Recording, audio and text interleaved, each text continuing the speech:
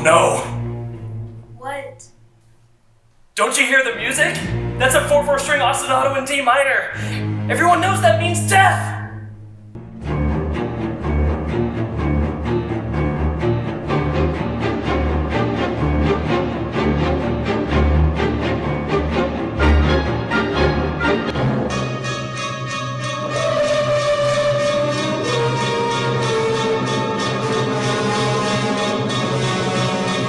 It's just a toy alligator.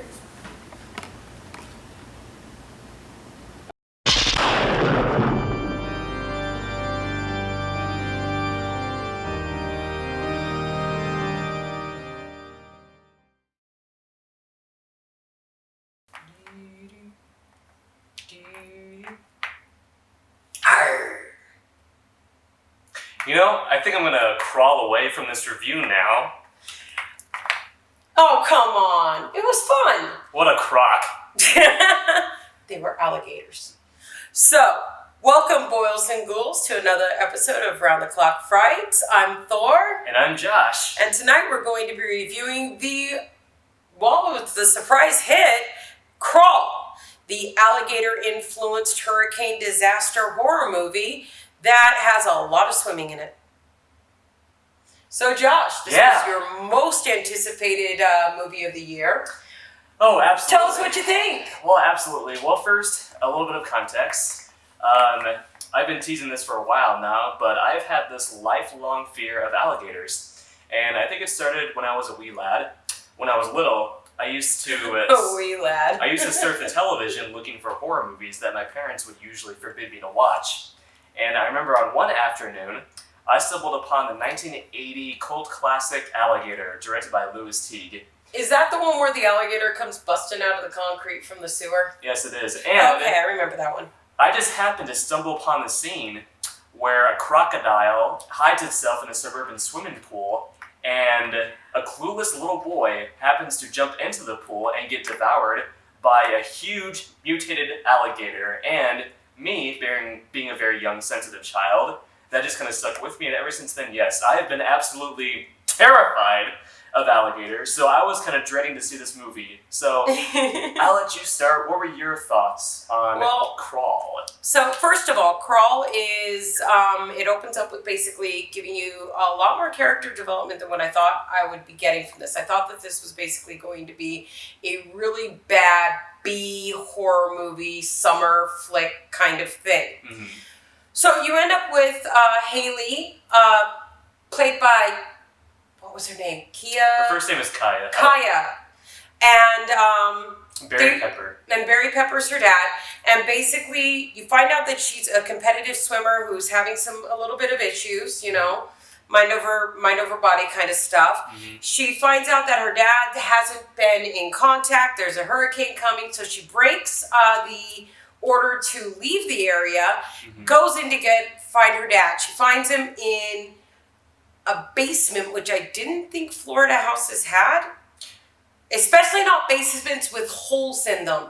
Mm-hmm. You know, I'd like to get into that. I actually did live in Florida briefly for about 6 months, and I can tell you right now, it is exceptionally rare to find a basement in Florida, mainly because when you're underground, there's like a lot of sand. And so the foundation would actually collapse. So with this movie, you just kind of gotta ignore the logic and just take it for what it is. So ignoring the logic is what a lot of people do in this movie. But anyway, so she goes to the house, finds out that her dad's trapped in this basement crawl space area with a bunch of gators, more are coming on the way. There's a hurricane, which I actually liked.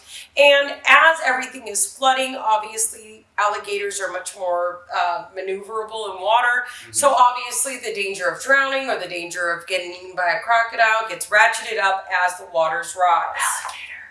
Alligator, sorry.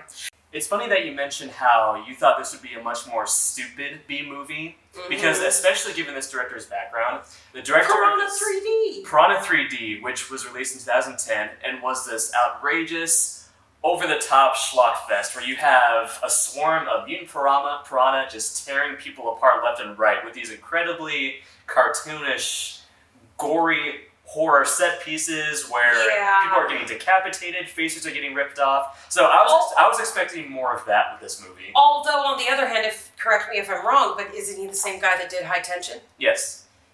That was kind of a unique twist on things until the ending. High Tension But still.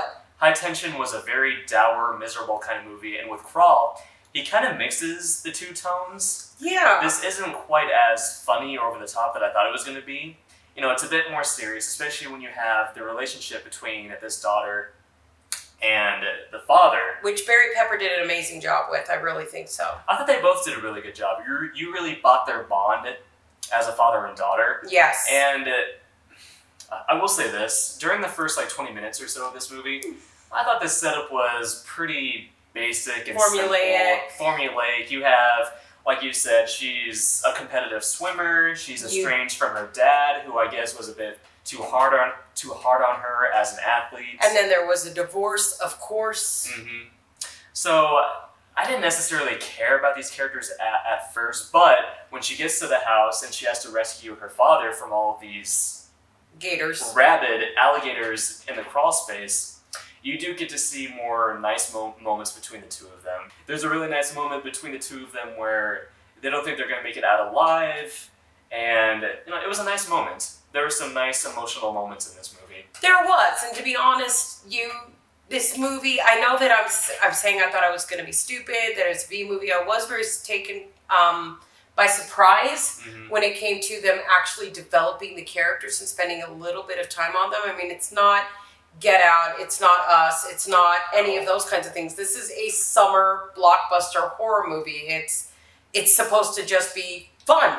What you see and it did this. What you see is what you get. Yes. And I must say, the setting of this movie, where you have this cramped underground crawl space where, there are all these various hiding spots where an alligator can pop up at any moment. It really was an ingenious idea for a setting. And I will say this, the appearance of the first alligator, I thought it was going to be a bit more subtle. I thought there was going to be more build up to it, but it just it just came right in. It just came right at you. It literally crashes through the wall and there's an alligator. There we go. I guess there we go. Yeah, they just dropped him in. They didn't take the time to really ratchet up the tension there. When's it going to show up or anything else like that? It's like, okay, here you go, boom. I do have to say that another thing that I thought was really well done, the hurricane itself. Yeah, because we've seen some really terrible storm effects in past horror movies, particularly the Sharknado movies. Oh God! And I thought this was going to be more like that. But the storm effects were really good. The CGI on the alligators was very textured. It was hit and miss for me. Really? There were some times when it was very textured, very well done, and I was like, wow, that was really good. Right. There were other times where you could totally tell it was CGI. Okay, fair enough. I thought for the most part it was pretty well done. Yeah. I do want to ask you, what did you think of the death scenes in this movie? Because before seeing it, I was wondering, okay, what are they going to do to keep things interesting? How are they going to get more people involved? Well, I thought that them getting those looters involved and killing the mom and her two sons that were looting that area, I thought that did a good job. It also established that we're not just dealing with the two alligators in the basement, that we're actually dealing with a lot more, that it's not only these two that they have to get away from and survive against, that they're literally surrounded. Yeah. And gators are not something you want to mess with at any time. No, not at all. Now, just a quick aside, being the science nerd that I am, alligators are some of my favorite creatures. Okay. I think they're amazing. Okay. But a lot of the things that they did in it are just not what alligators would do. So, first of all, alligators actually are not very aggressive. Okay. The larger the alligator, the less they are going to be in a group. So you had several very large alligators together, that would not happen. They would be smaller. I do appreciate your passion for the subject, but we're talking about a movie directed by the man who gave us Piranha 3D. I know, but a movie that opens with Richard Dreyfuss in a boat singing "Show Me the Way to Go Home," and you're questioning the accuracy of the alligators in this movie. Well, okay, so a couple of other things that I questioned. They both get bit. Oh, okay. You know, Okay. we can go into some of the problems we had with this movie. Fine. I will let you start. Thank you. So some of my problems were just with, they've got these gigantic alligators Mm-hmm. that are coming after them. Mm-hmm. You are in the alligator's habitat, basically, Mm-hmm. and you get chomped on, but it's a slight graze. The dad has a compound fracture in his thigh, puts it back in, Yeah. and then he's running around with fine, It's cool, swimming, all that kind of stuff.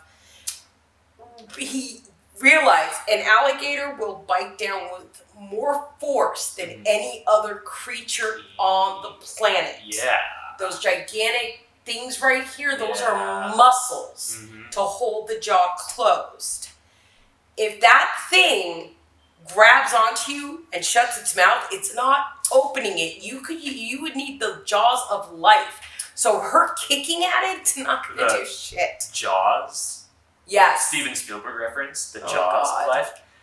Okay, I want to say something because, as stated earlier, there are some pretty gory death scenes in this movie involving alligators, but the main girl, she gets attacked and bit several times by these things throughout the movie. Leg, arm, body, Shoulder. and shoulder, and she gets smacked around a couple of And times. she gets like what? Like Shrugs a few. it off. She gets like a few scratches. Well, at first it's like, oh my gosh, her leg's all messed up. She ties a tourniquet basically around it. Yeah. And now she's all better. Yeah. And briefly, let's get into the climax of this movie. As established at the beginning of the video, we are going to go into spoilers. So, the climax of this movie. So, they are about to escape the alligators. They're trying to get to the roof of the house where they can signal the rescue helicopters. She is alone in a bedroom. Water is waist high. Yeah. And all of a sudden, an alligator comes crashing through the window, drags her underwater by the arm, and starts spinning. and starts performing the death roll in There's a reason why they call it a death roll, people. in slow motion. Like she's just like going And she's in thinking circles. about her childhood. She's like having flashbacks to her troubled, first world problem childhood. And Her what daddy does she do? pushed her too hard and told her that when she lost, she just needed to work harder and try harder, and then she would win. Needless to That's say, so awful. we both thought the climax was kind of lame because, she's in the middle of being rolled to death. What does she do? She grabs a flare underwater, sticks it into the alligator's eye, which, gets her loose. She still has her whole goddamn arm intact. She's able to get to the roof of the house. She is with her dad. They signal a helicopter, and then bam. Boom. It ends. It just ends. Which, by the way, you said you got a laugh at my reaction to that. Oh yeah, his reaction was, okay, so now we're going to see you 1 year later. And then all of a sudden the credits started rolling, and he goes, wait, that's it? It's over? I thought they were going to do a 1 year later kind of thing where you see where she's been since those traumatic events. Maybe she realizes that she doesn't have as many problems as she thought. Or a tease for the sequel. We'll get the Cross Cinematic Universe, the CCU, as people will call it. Come on, you son of a bitch!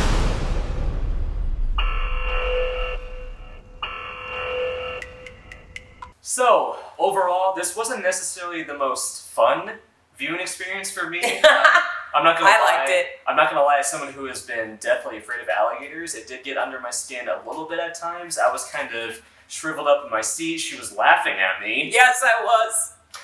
But overall, I thought it was a solid, B summer flick. Yeah, I'd have to agree. Even though the reason why I'm passionate about how alligators would and wouldn't act in something like this is because I love them as animals. Okay. They didn't build them up into be larger than life. They were just alligators. It wasn't scientifically driven or, possessed, or it was just man versus nature, a very basic trope. Thought it was a great summer horror movie. You go to those for just fun and enjoyment and to kick back with your friends, have a few good jump scares, which the alligators did provide, considering they are, surprise tactic predators. This could have been worse because, as I'm sure you all know, there have been countless movies about killer animals. Like, even back in the year 2000, I don't know if you remember this, but there was a direct-to-video movie called Crocodile, directed by Tobe Hooper, who also did the original Texas Chainsaw Massacre. And that is just an incredibly stupid movie where the crocodile looks exceedingly fake. The main characters are all idiots. So thankfully this movie wasn't that. And not only that, the characters were actually likable, like you said. They have their first world problems and everything like that, but they're not terrible. You want them to survive. You definitely want the dog to survive. The dog, that's the biggest thing. You care about the dog more than them, but at least you care. They didn't kill the dog in this movie. Yes. But it's not the level. I'll put it this way: it's better than Primeval, but not as good as Lake Placid. Okay. So solid, right in the middle when it comes to a alligator crocodile feature. Mm-hmm. It was fun.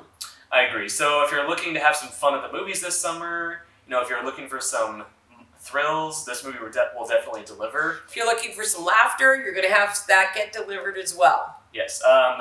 If I were to grade it, I'd probably give it like a B-. I would say a B. A B. And the reason why I'm going with a B instead of a B- is because that's why we go to summer blockbuster horror films. We're not going to them for deep thought or something that's going to deconstruct the way we think about the world.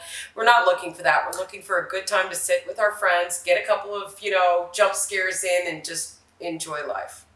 And now you got to see Midsommar because oh God, I loved that movie. That movie is totally not the kind where you sit back and just enjoy it. So watch our review for Midsommar. We had a blast talking about that movie.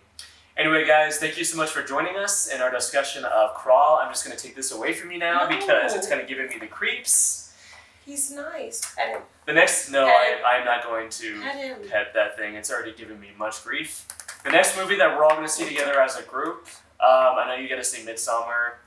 I know the sequel to 47 Meters Down is coming out soon. Oh, God. You're really excited about that. Okay, realize me making you watch this movie was revenge for the last 47 Meters. Fair enough. So, making me watch this next one, yeah, I'm going to have to think about that. Fair enough. But yes, look for more content soon. If you liked this, go ahead and subscribe to our channel. And you can go and give that to me now. Take care, guys. Bye. Give it back. Stop it.